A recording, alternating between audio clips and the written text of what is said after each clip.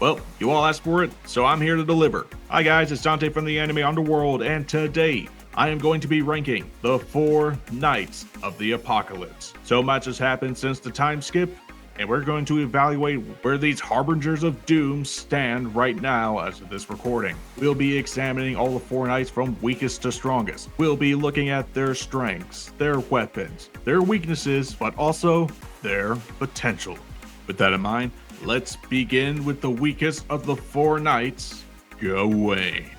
Gawain, niece of King Arthur, master of the sun, knight of famine, potential child of Escanor and Merlin. I know that's not official, but hey, I'm calling it. Why is Gawain so last? Her power is similar to Escanor, you know, Big Daddy Sunshine, the big OP man himself. I mean, come on.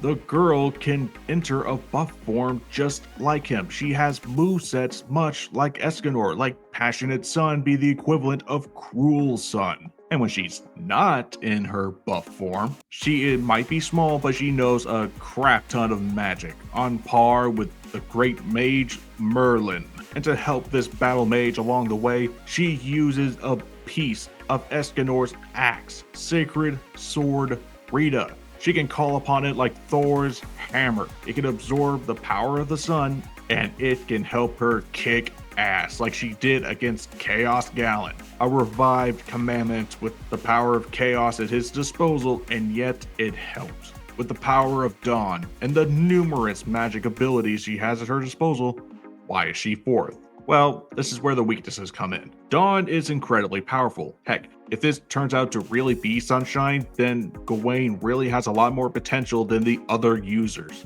But, Gawain has to use her power in coordination with just, well, having enough energy. She uses Dawn almost like a battery. She needs a full charge in order to get fully buff. But because of this weakness, she has to use her powers sparingly. This could last for a few hours, or it could last for a few minutes. That's why she has so much knowledge of magic. It's to help compensate it when she's in her very small, yet very weak true form. She might be able to have Extermination Ray, Absolute Cancel, and a large variety of other spells, but nowadays it seems like people are more prepared against fighting people with magic.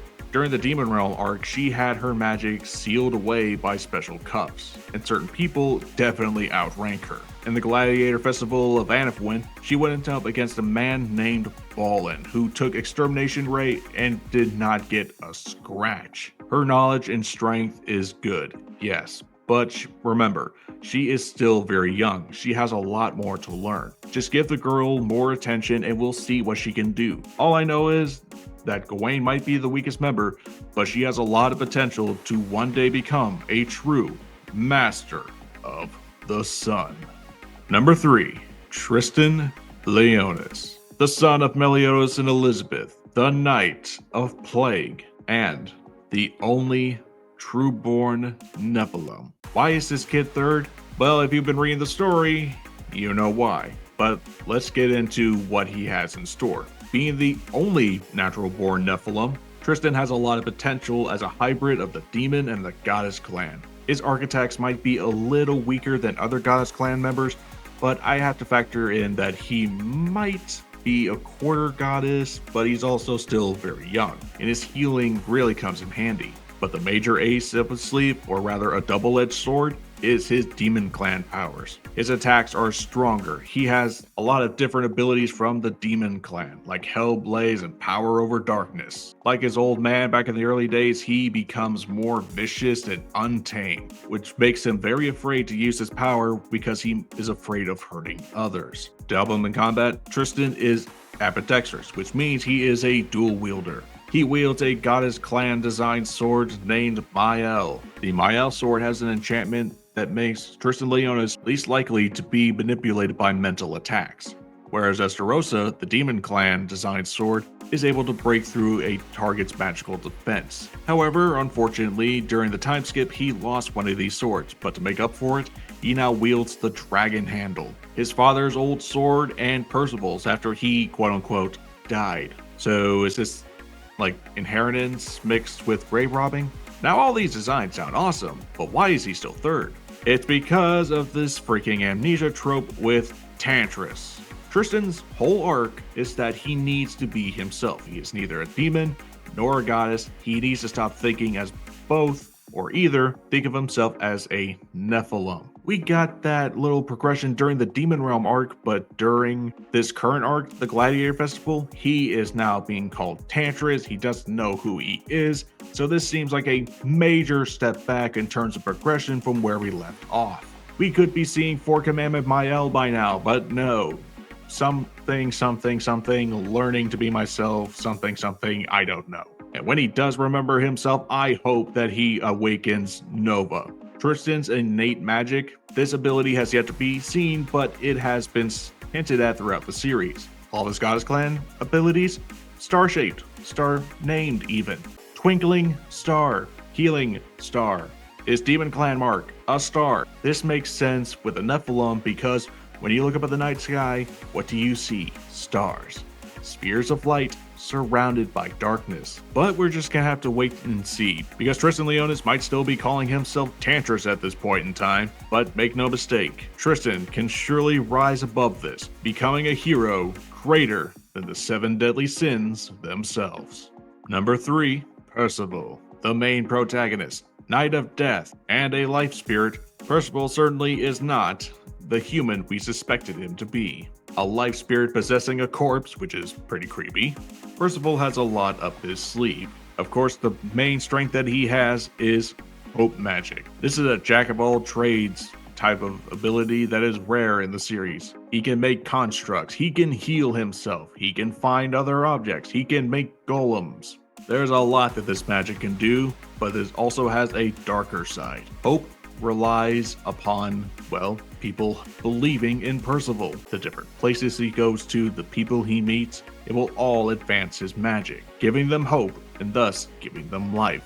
But through hope, there is also despair, and through it, death. If pushed to the brink or made angry enough, he will go berserk and use the spirit language in order to enact a deadly curse upon his enemies. Like the time he mummified Shion's arm, or when he returned during the Fairy Realm arc, he turned the White Knight herself half dead. And during the Gladiator Festival, he unleashed an aura of death that completely knocked out his enemy, bringing them to the nearest state of death. Percival had a lot of other weapons at his disposal to help him be the hero, but they are lost. And through some commission work, he has a blade in the works. We haven't seen it yet in the manga, but we have seen it in this color page cover. It looks weird, but knowing does, it probably has a unique ability. So I'm curious as to what he has in store for Percival, the Knight of Death. Weakness-wise, this is a little tricky. I really wanted this to happen, but since Percival was away for 2 years during a time of war and dread, I thought he was going to be weaker when he came back, but no, he just ended up just as strong. No explanation for why, but hey. But there is a reason why Percival is, of course, the Knight of Death. And finally, number 1, Lancelot, the Knight of War.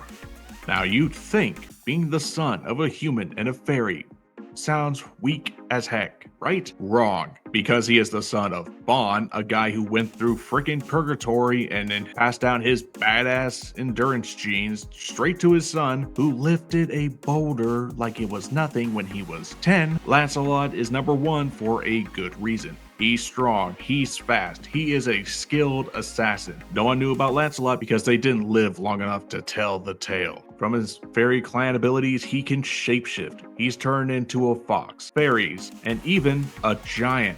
He can also read minds, but this is paired with his photographic memory. Why? Because of his main magic, Hazy Moon. A very broken and mysterious power, Hazy Moon can do a lot of things. With Shining Road, he can nuke his enemies into oblivion, at the cost of maybe a knife or two. And with his photographic memory and heart reading, he can memorize all the fighting techniques of his allies and enemies. And when molding his Hazy Moon energy into constructs, he's copied his enemy's fighting style practically to a T, learning their strengths and their weaknesses. This kid is so strong, he went up against Nanashi, a being on par with a goddess clan archangel. And when he faced off against said archangel, his magic hazy moon absorbed the goddess clan members' abilities and one-shotted him after one freaking kick. Now, what's the drawback to this insane war god? Probably the fact that his ability, Hazy Moon, needs a more durable weapon. Lancelot has relied on breakable objects like bows and even some knives in order to use his powers. That's why he was looking for the giant craftsman Dubs to craft him a weapon. But after defeating Nanashi, he did take the Archangel's katana, White Deer. We have yet to see it in action, but now that he has a sacred treasure made by Dubs, there's no telling what he's going to use his Hazy Moon abilities for in combat, whenever we get to see him again. But where he is now, there's a reason why Lancelot is the strongest member. Someone on par with the 7 deadly sins before the time skip. This kid isn't just the Knight of War, he is a god of war. And that's it for this video. Thank you so much for listening all the way up until now. What do you think about the 4 knights? How far do you think they're gonna go? What's your favorite part about them? Let me know in the comments. Subscribe to the channel for more 7 Deadly Sins and 4 Knights of the Apocalypse related material. And we'll be out with another video next week. This has been Dante. I'll see you mortals later.